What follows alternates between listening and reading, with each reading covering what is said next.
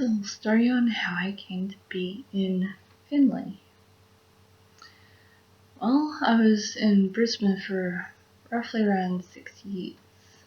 I'm originally from New South Wales, just a different part of New South Wales. I originally come from the Urana region, which is a quarter of New South Wales, and travelled around a bit due to my parents' work. Ended up in Coffs Harbour, decided to go to college and refine some of my knowledge because I ran out of answers to my questions. So I went to formal study for theology, and to do that I moved to Brisbane. A few things fell through, ended up back in Coffs Harbour district where I was living at the time. But it was time to move out. It was time that I lived on my own and spread my limbs and went. And there was an opportunity for me to go back up to Brisbane. I took the opportunity and I ran with it. And from then, I basically bounced from house to house to house to house. The longest I had spent in that house in Brisbane was 9 months in Logan. Almost 6 years of not being in a stable, long-term environment. It's not very conducive of one's mental health. So I went up there. Once I got into my second house, I went for an apprenticeship as a dressmaker. That fell through. And so did my housing, just as I was getting out of the apprenticeship before I got locked into a 3-year contract. My housing fell through. So I moved a third time. So Coffs Harbour to Brisbane, to another house in Brisbane. Apprenticeship fell through, another house in Brisbane. And that house fell through. And the last 3 places fell through because of some psychotic, crazy housemate. And so then I ended up living with a good friend of mine for 9 months who was in Logan. And of course, it wasn't the best environment for me to be in. So I flew the coop, and that was a 9-month stint. Ended up in Cooper's Plains. Said ta-ta to Logan. And when I did that, moved to Cooper's Plains, I got out of a 1-year relationship that I shouldn't have been in to begin with. Not quite sure why I stuck around as long as I did. It wasn't working.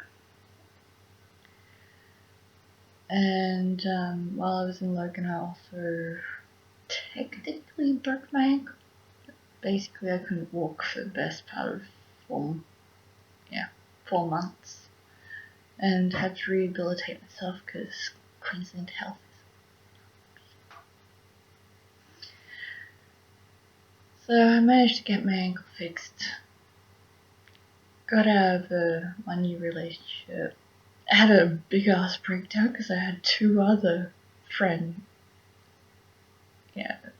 Technically 4 friends, but 2 couples seeking me as a relationship advisor. So 2 of my relationship is going through the fucking ringer. I am drowning, and you're asking me to save? I'm struggling with my own life raft. So I had a breakdown. Moved to Cooper's Plains. I had one crazy housemate, but they were the least of my problems, because by then I was in full-time study, doing a fashion degree. and I was in that house for a full year. My lease ran out, and it wasn't up for renewal, so I moved into a friend's house to help them out with the bills. And well, who the fuck has 3 cats and can't feed them? Like, seriously. In another unstable, dirty house with a psychotic, it was more passive-aggressive than anything, but apparently I did better than his previous housemates, which are also friends of mine, because I wouldn't tolerate any of his shit, which is probably why he wasn't around most of the time.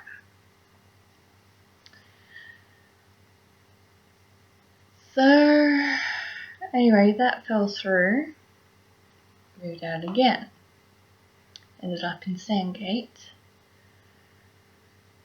I got my diploma, but I was aiming for my advanced diploma, but because I ended up in such a filthy, stressful house, on top of full-time, and when I say full-time, I mean I left the house at about 7 a.m. and I didn't get home till 7 p.m. if not later. Plus a social life, which I was trying to minimize and avoid at that time because I was running out of energy and I just couldn't handle it anymore. So, moved out of that into Sandgate. My final exams came up, so I was moving house in the middle of exams. And I failed the advanced diploma. I have 4 units that I need to finish, and to have them marked and assessed is going to cost $100 a unit. To pay a teacher to sit down and fully assess, and I'm like, no, I'll just take my diploma and run. Because that was pretty intense. Not only was I doing the work of the previous year, just pretty much everything that was part of that full-time class, I was also doing business and administration and all that on top of it for the advanced diploma. So I got a lot out of it, I learned a lot, I just didn't quite make the cut. And the onus was on me for that, so I was quite disappointed in myself, and I didn't realise until after my diploma ended that the reason I wasn't able to do the work and was tired all the time was glandular fever. I had a bout when I was 22, I'm 29 now. So last year I was just so stressed out that my immune system dropped, it dominated, and I was constantly sick. So that made a big impact on my study, which contributed to me failing, and of course, because we didn't know about it at the time, and wasn't aware that it was a factor, I couldn't have deferred. It was too late. But you live with it. I can always finish the subjects that I didn't complete and have them reassessed, remarked at my own personal cost later on, so not a big loss. It was just disappointing that 6 months down the drain. But in saying that, I did learn a lot. So, about a month after moving to Sandgate, after my final exams and that finished, I ended up extremely sick with glandular fever, and I went into hospital twice in the 1 week. So nausea, extreme nausea, flu-like symptoms, full body aches. For about 2 weeks I had a fever of 38, 39 degrees. I was literally sitting on ice packs. It is not pleasant. Do not navigate, do not share anything with anyone when it comes to saliva and stuff.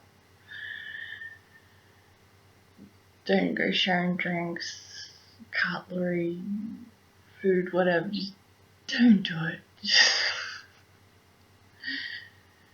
Even if you think they're clean, they may not be clean. Just don't do it. Don't get sick. Especially not with something that's not curable. So I ended up in hospital twice, and both times I did not get treatment. I'm very disappointed in Queensland Health for that. In New South Wales, I would have been treated straight up and on a treatment plan, and I would have been well. They wouldn't have been trying to give me Panadol. They would have just given me an IV anti-nauseant and a drip that had been chilled, because that's the standard procedure. Apparently in Queensland, the standard procedure when someone's thrown up all over the place is, here, have a Panadol. Yes, it's water soluble. Dude, I'm down to bile and I'm still throwing up. You really think a soluble Panadol will help? Where is your brain?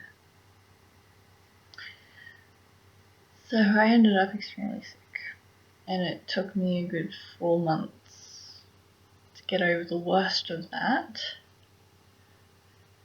And in some ways I'm still recovering, and it's been a year. So don't get sick. So anyway, my friend that I went into this place with, I said to him that if we can't have 3 people in this house like we intended for house sharing, can we afford the place on our own, just the 2 of us? And adding on top of that the bills of electricity and internet. Can 2 people on low income afford the place? He said yes. He didn't know what he was on about. So, having a lot of medical bills and all the other bills on top of that, just financially things were not happening. It was not a good time. And so we decided that when the lease came up for renewal, we part ways instead of renewing it, and there was also a bit of bad blood between us. Things were not as good as they ought to have been. Our needs clashed with each other quite greatly. So I ended up on the other side of Brisbane, down south, in a place called Windaroo. And it was a lovely place for the first month or so. And then things went downhill very quickly, very unstable, very unsafe. I had one of the housemates on numerous occasions threaten to put me in hospital. He was all bluff, but at the same time, you don't want to be living in that kind of environment.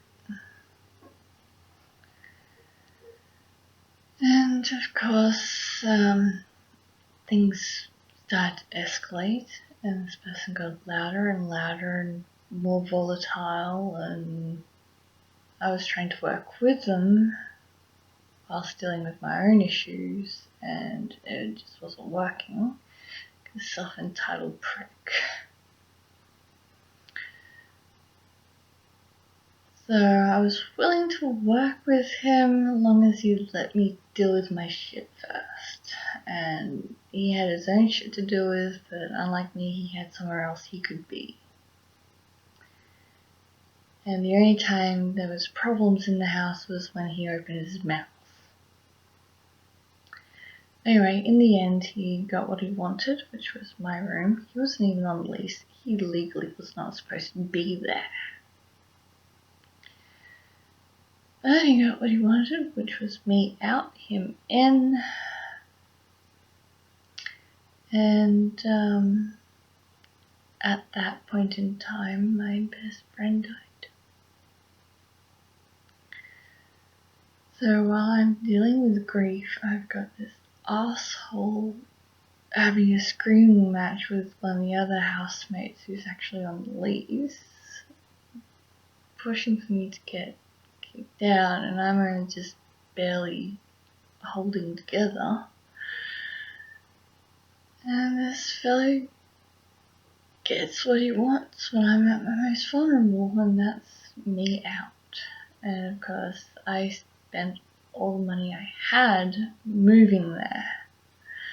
And it's not even 2 months gone by. And because of how nasty and spiteful these people were, not just that one person, but half of them ended up to be very nasty, I ended up, I'll use the term in between houses, because my friends are too amazing to let me be out on the streets. I cannot even start to explain how blessed I am to have people I have in my life. And I feel really bad because I've never been in a situation to give back to them. So my friends put me up for the weekend. Keep in mind this is about, I got my keys forcefully taken off me by one of my housemates 4 days before the funeral. So I would have found out about 3-4 days prior to my keys forcibly taken off me. So out of my ass on the Friday, trying to pack up all my shit and organize boxes and organize moving vans with no internet and no home to speak while occupying a good friend's spare room. Steve, I love you. I don't even know how I'm going to repay you for being awesome. So we put out the SOS of I need somewhere to live. Plan A is we find somewhere for me to live. Plan B is I find somewhere to store all my equipment because I have a full studio. Store all my equipment, tie up all my loose ends by basically couch surfing for a month, and then move down south. Well, blessed be, a friend of mine came forward and went, we are desperate for a housemate. Come join us. So I ended up down near Browns Plains. And managed to get all my equipment and a cat from Windaroo to Browns Plains somewhere. I can't even remember the suburbs. Sorry, Josh. Sorry, Josh and Nixie and Adrian. I love you guys, but I can't remember where you live. Even though I lived there for like 2-3 months. So Mum and Dad threw me a little bit of cash that I needed for a moving van. And I ended up in this very dirty house. People were so nice. They just didn't know how to clean. And that was doing my head in and stressing me out, and I couldn't cope. And no one would help me clean either, which didn't help the situation, and I had my parents coming up for annual leave. My parents came up. I'll go back to the funeral story. So I was in the house the day before the funeral. So this all happened within 4 days. On the Friday, in the Monday, on the Tuesday, funeral. So I was in such a state when I got there with a moving van that the fellow who's renting half the shed turned around and went, "Oh, she must be on drugs." Oh, I'm just exhausted. So that happened. Moved in, never properly unpacked. I was so unhappy. My parents came up for annual leave a couple of months later, and they turned around and went, "We will give you an option. You can come down with us for a holiday and then go back up there and then move down," which is what your plan was, which is what my plan was, to go home for respite and then go back, sort my stuff out and leave. Well, that plan ramped up into gear a good 3 months sooner than intended. I basically chucked a mini hissy fit and went, "Screw you guys, I'm going home." Packed up everything. Put it in the shed. What we could take in the ute, we took. Toyota Hilux. My sewing machines and my computers got brought down with me, except for one or two. Yeah. So everything of immediate need and value, anything that we didn't trust going on a removalist truck, and a cat, went from Brisbane to Finley with an overnight stopover.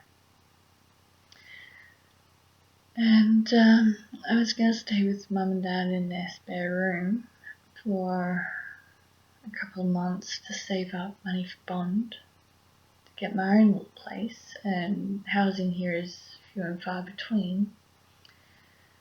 And my brother turns around one day and goes, "You know what? There's a unit on my block that has come available.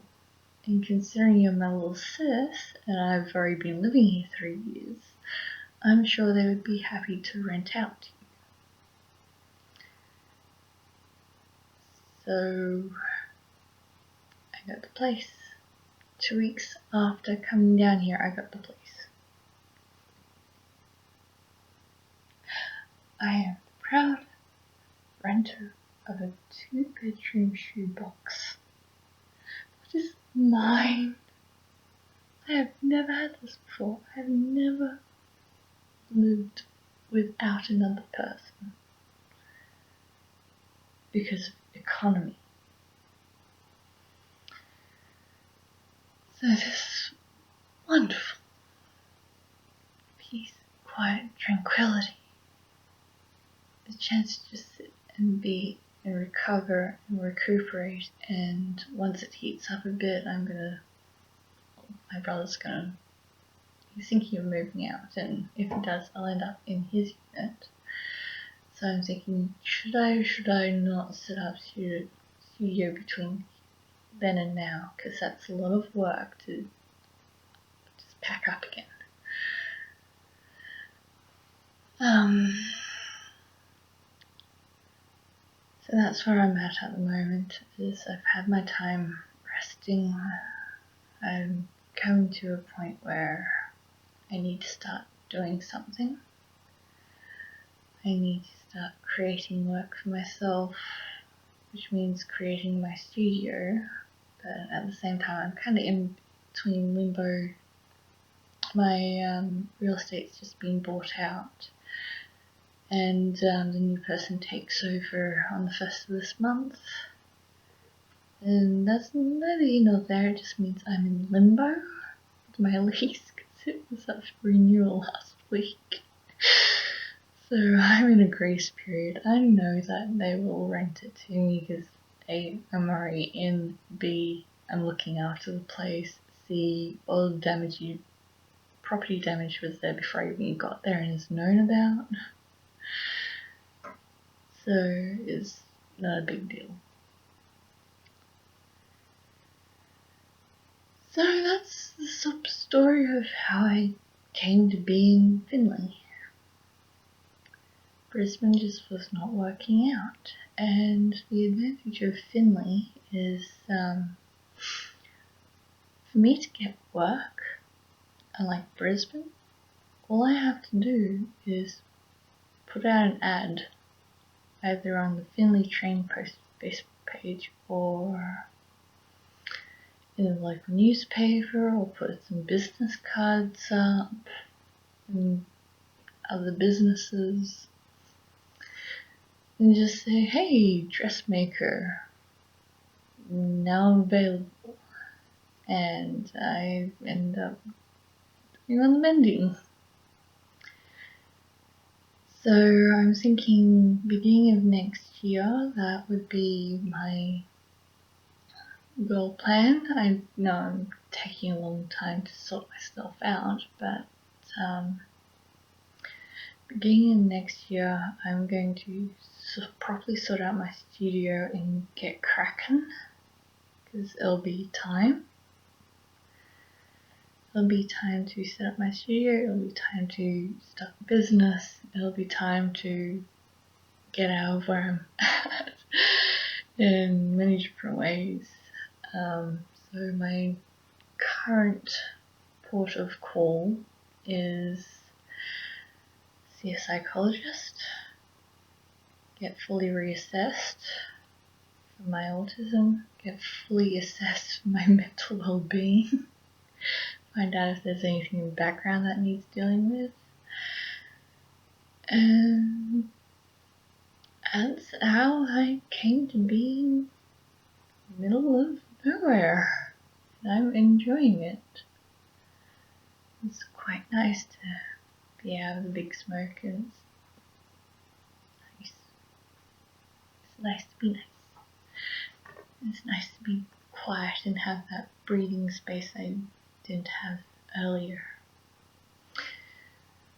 So that's some story of how I came to be in Finley. Over and out.